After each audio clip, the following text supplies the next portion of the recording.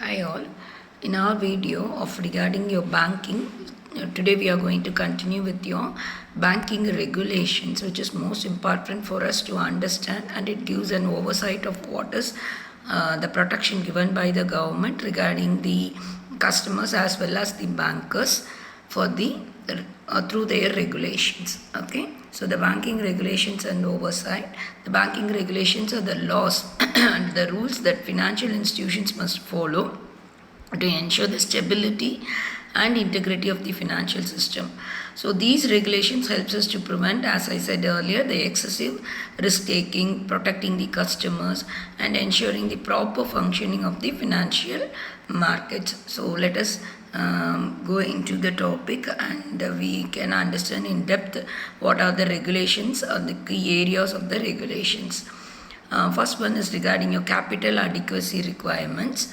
The regulations sets that the minimum capital requirements for the banks to ensure they can observe losses in times of your financial stress. So the Basel III record developed by the Basel Committee on Banking Supervision sets the international standards for the banking capital, liquidity and risk management. So this capital adequacy requirements helps the bankers to avoid from their financial stress. And the second regulation is regarding the capital to assets ratio. The banks must maintain a certain ratio of the capital, that is your equity to assets, to reduce the risk of your insolvency. And next, regarding your consumer protection, the banks has taken an initiative. Regulations has taken an initiative to protect the consumers by way of following regulations that protect the consumers from the fraudulent activities and ensure the transparency.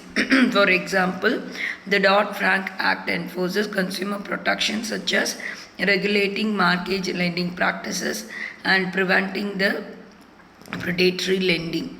These are the laws which helps them to protect their consumers. Same way, fair lending laws, that is regulations such as Equal Credit Opportunity Act. In short, we say them as ECOA, prevents discrimination in the lending practices. And another important step taken by the government regarding your banking regulation is the anti-money laundering, that is we say them as AML. And also know your customer, that is KYC norms. Recently we must have heard about all these terms, very popular. Know your customer is we are going to analyze our own customers and keep the record of all the customers properly, which will help them to identify their customers and also ask the risk of money laundering before the establishing their accounts. This will help them to understand and identify their customers and also to maintain the records of the customers.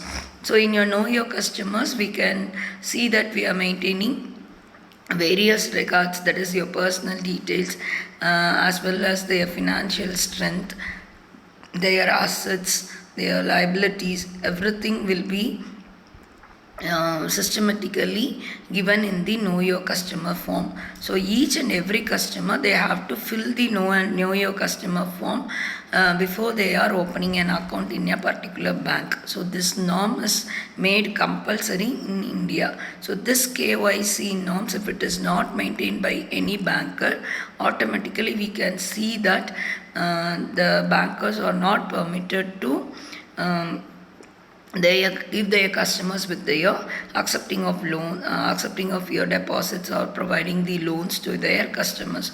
So KYC norms will not permit their bankers to provide any other steps to their customers.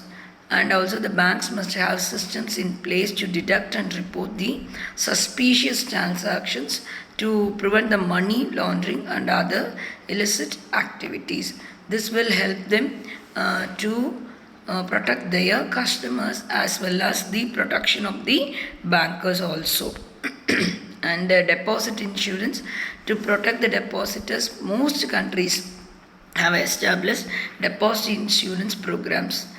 For example, in the US, the Federal Deposit Insurance Company, we say them as FDIC, insures deposits up to certain amount money. Currently, it is in dollars. We say to 250,000 per depositor per bank. And next one is regulation of bank reserves. Central banks regulate the reserve requirements for the commercial banks. This mandates that a certain percentage of deposits must be held as reserves but not lent out. This ensures liquidity and financial stability. Then stress testing is also done. That is, regulators often require banks to undergo stress test, assessing their ability to handle the economic shocks such as recession or your market crash. In that case, ensuring they can remain solvent in the extreme conditions. They can analyze themselves by way of taking the stress testing done by the government. Then prudential regulations, the banks must ensure they are operating soundly, managing the risk, that is credit risk, market risk, liquidity risk, everything, and maintaining sufficient capital also. Regulatory bodies like the Office of the Comptroller of the Currency, we say them as OCC, Office of the Comptroller of the Currency in the US, enforce these standards. That is, they will analyze whether they are operating soundly with managing all the risk like your credit, market, liquidity, risk, etc.